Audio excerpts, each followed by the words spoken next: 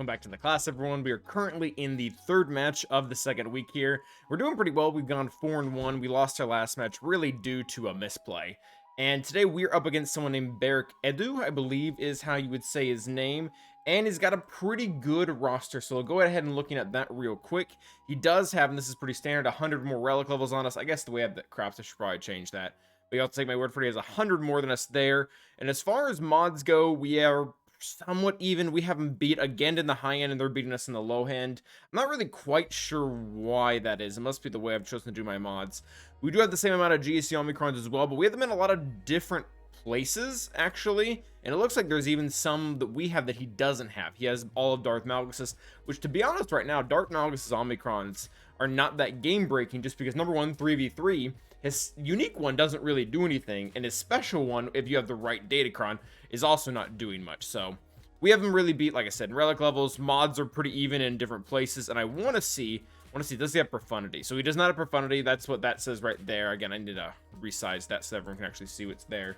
But for now, getting into the actual meat of the match here, let's go ahead and look at what we've said on offense and defense. We do have Ray now, finally. Oh, okay, so he is going. Wow, okay, he's attacking really quickly, and he's already made it entirely through my front wall. So my defense, my gosh, okay, so he went really heavy offense. I thought we put down a pretty sturdy defense with, you know, the Lord Vader Kron, Malgus, JMK, Gas, and he's one-shotting everything. Which we'll see how he does in the top. Wow, he looks like he's already killed Ray too. My gosh, okay.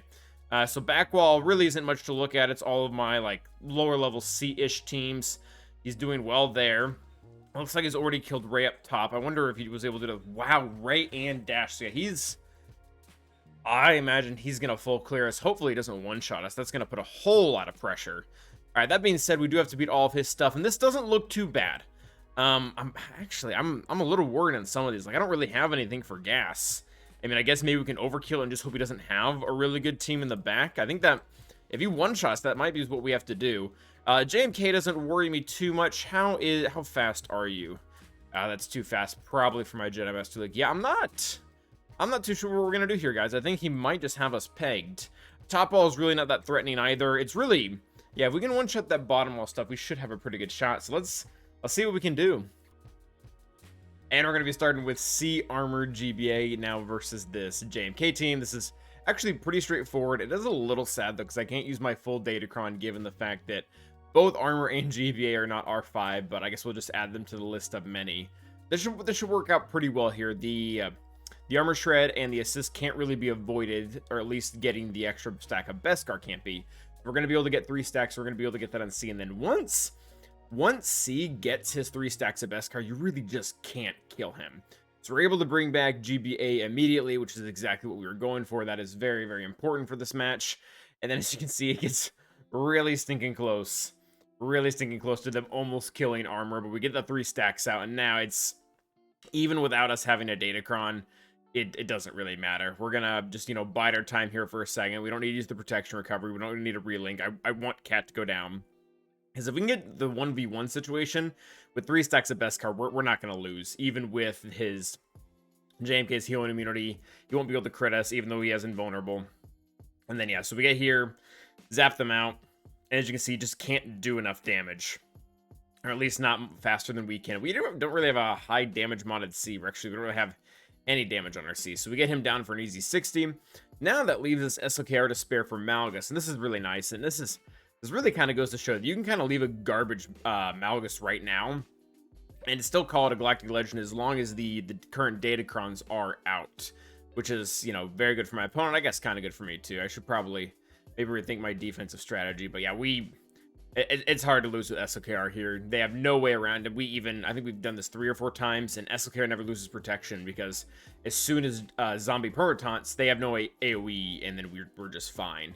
I think Talon's AoE actually, or her big hit actually might be an AoE, but you know, as you can see, she didn't get to live that long to be able to use it. So this should go really, really quickly here.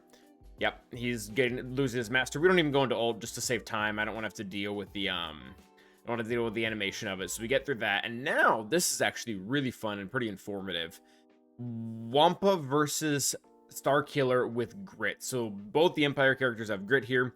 I believe the level 3 was the stack and crit damage on multiple hits, but you're going to see here, Star Killer, without him having grit, he is going to very easily just keel over due to the dots. He's got 21 right now and gets killed on a counter. So that's really great for us. And then Mara Jade and Palpatine without Star Killer are not going to beat Wampa even with grit. So won that battle actually very handily. And this battle was really nice too. This is not the level 9 Datacron Dash. It is a level 8, so it's pretty good. Honshu in general is pretty good as well. And they shoot my Jedi Revan open, which means we get to essentially shoot first as well, because we get a 100% turn or rather a bonus turn when they hit Jedi Revan that way. So we end up going first. We target Chewie, which is really, I mean, I don't know if there is a counter against Han and Chewie where you don't start with going right after Chewie. And then we just kill him as soon as we can. And once that's there, I mean, there's really nothing they can do. Dash goes down in about 2 hits. Han shrugs because there's literally nothing else he really can do in this fight. And then we're going to be able to take him down also quite easily here. So go ahead and just spread around the foresight to save ourselves some banners, call everyone to assist. I think that was full banners on there. So we have to beat Gas now. And our opponent did full clear us by this point with, I think, full banners. So we just brought in our Galactic Legend, hoping his in the back, because I had nothing else that was going to be, at least nothing else that I knew of that was going to be able to get this down to one shot. And at this point, that's really what we needed to happen. So yeah, we throw this in. We trigger the 5 sacrifice because in 3s it just doesn't matter. There's not enough bonus stats going around for it to really make a difference. I mean, we're ignoring defense too. So even if we decided to go for 5s, that would have been 5 too. But yeah, so now we're able to daze Gas as soon as he gets back up. Increases cooldowns as well, so he doesn't just come in and immediately shatter us again with an AoE. And we're able to push him back, and yeah, everything lands because we can't crit him anymore. And because we can't crit him, he's not going to be able to cleanse anything. So Kagatarn just gets the one shot on him, and then we get into the back wall. This is where things get complicated. The CLS team has a 25% turn meter, along with other type of crons. And I don't have my 25% cron because we used it with Jedi Revan. And I'm just racking through my roster. I'm like, okay, I have nothing. I have absolutely nothing that is going to be able to get ahead of this. I think the only thing we had was Hux. And I was a little weary of that because if we don't get them off pretty much in the initial volley, then we just lose. And then, yeah, JTR, if R2 would have survived the opening barrage, I think this would have worked. But given the fact that he didn't, it's not going so well. Yeah, unfortunately they get here. And I'm thinking, okay, so Chewbacca has no protection right now. If we can at least get him to stay at that point and come in maybe with Hux, Red, and First Order TIE Pilot, which, by the way, I have honestly found a lot of great use from him on offense in 3v3. He definitely makes Hux do things that he didn't do before. So that's what we eventually just going with. Let's go ahead and close at the bat. We're not going to forfeit. We're going to end the battle in a situation where Chupio doesn't have any protection and we're dead. So now we're going to come back in with our First Order now and just go right for him. So we want to cleanse everything. We want to make sure we have advantage. Chupio took that away in the very beginning.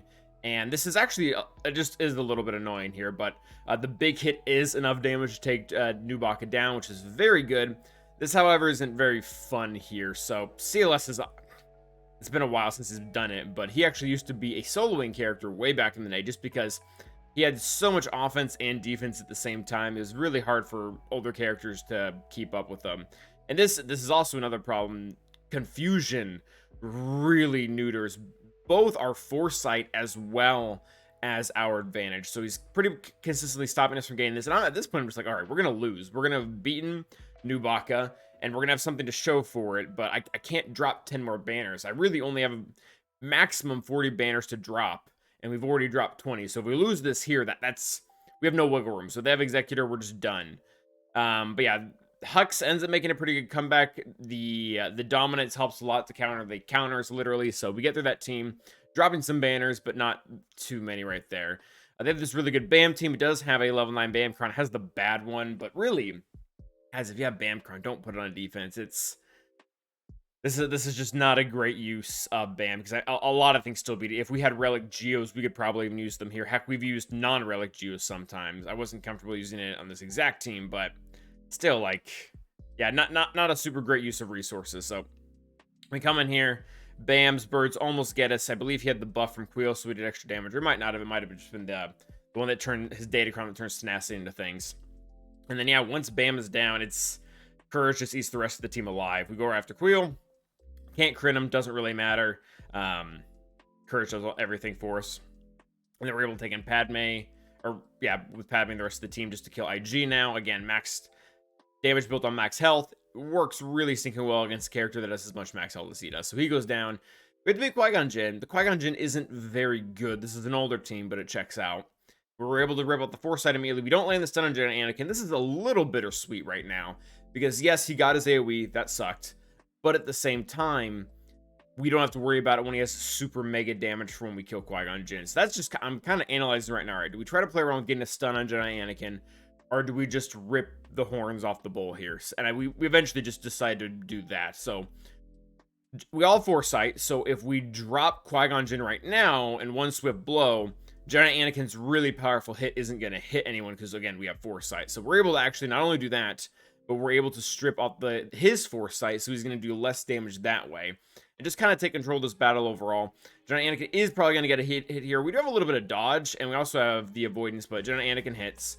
And then I need to be very careful here. And by this point, they've lost all their bonus damage. So Gear 11 Cam is going to be a little bit easier to handle now that he's not dealing with all the bonus stuff that he had from Qui-Gon Jinn dying. So that team goes down. And from here, I won't lie, during the middle of the stream, after that battle, I was just kind of mentally done. And I don't think this has happened in a stream yet where I just kind of decide I don't want to think anymore. It had already been going for quite a long time. And I just stopped checking mods. I stopped researching counters, stopped waiting for chat to respond. No shade on chat, but I just due to reasons I didn't want to keep spending 15 to 25 minutes on each fight. We probably did have the tools to be able to figure a lot of this stuff out, but as you can see from this battle, for example, it's not going well. So we end up losing this one, and that really right there might have just been the loss. And I don't know if I would call this tilt because I'm very conscious of it. I've essentially just given up is what I've done. Like I said, I don't have the headspace for it. I'm feeling fairly exhausted. Not even really nothing to do with the game, actually. And I'm just kind of throwing stuff out there. So at this point, we've lost the whole match. Our opponent only dropped 2 battles. I think we've now dropped 3. I mean, to show you guys how much I'm not really even thinking, we entered in with Darth Vader against the Newt team now to clean up, and we didn't even put on the Datacron. So, and what is a little bit sad about this is I think that I had all the tools to be able to finish this match. I ended up, I guess we're going to get the spoiler alerts already. I actually ended up being able to full clear him, but just for horrendous banners. And also, props to my opponent. We won't be able to show the final battle just because it's of the way the days fall, and I'm not doing this as soon as whatchamacallit is ending. So we do end up losing it, but our opponent did a really good job. He did take 5 Galactic Legends for offense, and props to him. It's hard. It's a little hard to do efficiency in Datacrons because even if you take everything for offense and when your counter just suddenly doesn't work, you're pretty much just done. So again, not a lot of thought is being brought into these. Like, the enemy team really isn't a heavy debuff team. Fennec Bam really isn't the best choice here, and again, not a lot of thought is going into these things. So we're just kind of throwing to see what sticks. And again, by this point, we've already pretty much lost the entire match, which is fine. Again, our opponent played really well. If he had like struggled or got caught on a team, front wall, back wall shifts, doesn't matter. We really actually would have had his number, but coulda, shoulda, woulda. That's ends up not being the case of this battle. We do go ahead and try to just burn the rest of the teams down. I actually don't even have all the videos here because I stopped the stream pretty much after we knew that we had no shot, and I didn't feel like testing anything anymore. But yeah, this team did fairly well, but I really there's just misplays here left and right. I should have stunned. I should have stunned their Finn there instead. They keep getting the double cleanses back to back. So there really is some, I guess there are some interesting fights in here if you guys want to keep watching. I probably am going to stop the voice recording at this point, but yeah, like I said, our opponent did beat us. Don't really have the actual footage of that, but I enjoy the rest of the video, and as always, stay awesome.